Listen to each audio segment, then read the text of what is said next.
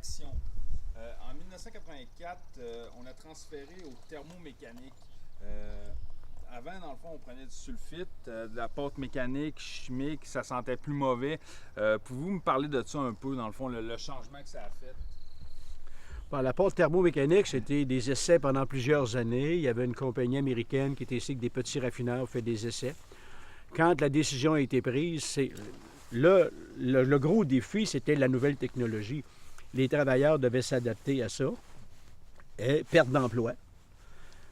C'est tout un contexte. Quand on parle d'amélioration, de changement technologique dans une usine, il faut regarder tous les aspects. Il y a les pertes d'emploi, la formation des travailleurs. Ceux qui perdent leurs emplois, c'est les jeunes, c'est les derniers arrivés. Donc, c'est les vieux travailleurs qui devaient être formés. Ça a été, comme on disait tantôt, prendre des travailleurs de 40, 45 ans, 50 ans, les envoyer étudier à Terre-Neuve pour apprendre la nouvelle technologie et l'implanter. Au niveau du mécanique, il a fallu que nous autres, on apprenne faire de la réparation sur des gros équipements rustiques et antiques. Il n'y avait pas tellement de technologie là-dedans. À travailler sur des équipements de haute technologie. Il a fallu aussi, nous autres, au niveau mécanique, se recycler. Mais ça l'a permis aussi, ce qu'on voyait, ça nous permettait d'assurer un avenir à l'usine. Parce que ça baissait les coûts de production. Plus de flottage de bois. Il n'y avait plus besoin de produits chimiques. Puis une réduction de personnel. Le coût de main-d'œuvre, c'est avec les années, le coût de main-d'œuvre était toujours de plus en plus important dans le coût de production. Fait que là, il réduisait les coûts de main-d'œuvre et il augmentait aussi la production. Et il y avait moins de pertes de bois. Le bois, le raffinage du bois, la copeaux était beaucoup moins énergivore, beaucoup moins au niveau de la fibre. Le taux de récupération était supérieur qu'avec les défibreurs mécaniques. Là, ça, c'était très énergivore, puis ça polluait beaucoup. Aussi, je pense que l'odeur était difficile. Oui, l'odeur. L'odeur, c'est surtout... Je parlais en même temps. OK. Et aussi l'odeur. Moi, je me rappelle quand on était jeune, moi, je demeure à Jacques-Cartier, l'autre bord de la rivière. Et les vents qui venaient de l'est, on le savait. On disait, ah, il va faire mauvais, parce qu'on sentait l'odeur. L'usine, c'est sûr, c'est de l'acide. C'est de la pierre qui était fondue à l'acide. C'était assez désagréable. On rentrait à course dans les maisons, à force que ça sentait.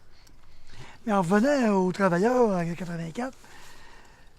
Si Gilles, je ne sais pas si Gilles était là, les vieux qui étaient là, les boss, ils ne voulaient pas les avoir. Ils voulaient mettre des jeunes à leur place. Il a fallu que le syndicat se batte pour que nos vieux, comme mon père, puis d'autres, réussissent à passer à travers parce qu'ils ne voulaient pas.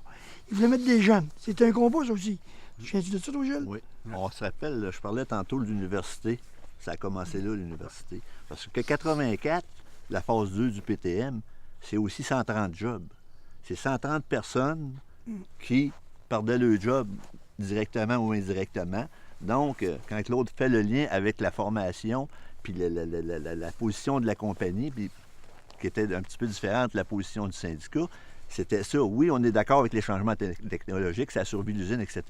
Mais il faut que ça se fasse d'une manière humaine. Je me rappelle qu'il y avait il y a eu des simulations. C'est moi on avait fait une simulation patronale syndicale ensemble.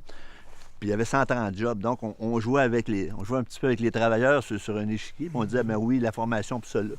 La même chose qui était faite pour la 4 plus tard. Donc, il y a une grosse simulation pour s'assurer que les travailleurs soient capables de répondre aux nouvelles normes, c'est-à-dire faire marcher de nouveaux équipements.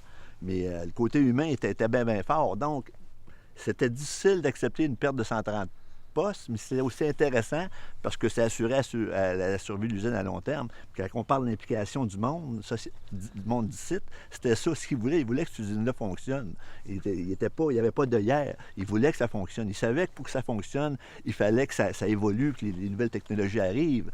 Mais il fallait aussi traiter le côté humain.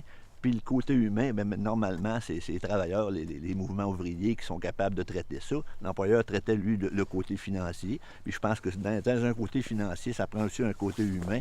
Donc, le côté humain, je pense que c'est important que ça soit traité. Il y avait eu à peu près 80 retraités, si on se souvient bien. Il y avait encore 30 à 40 jobs que les plus jeunes perdaient. Fait que ça avait calmé le jeu un peu, 80, mais eux autres, ils avaient travaillé beaucoup d'affaires pour que ça soit moins pire possible pour les travailleurs.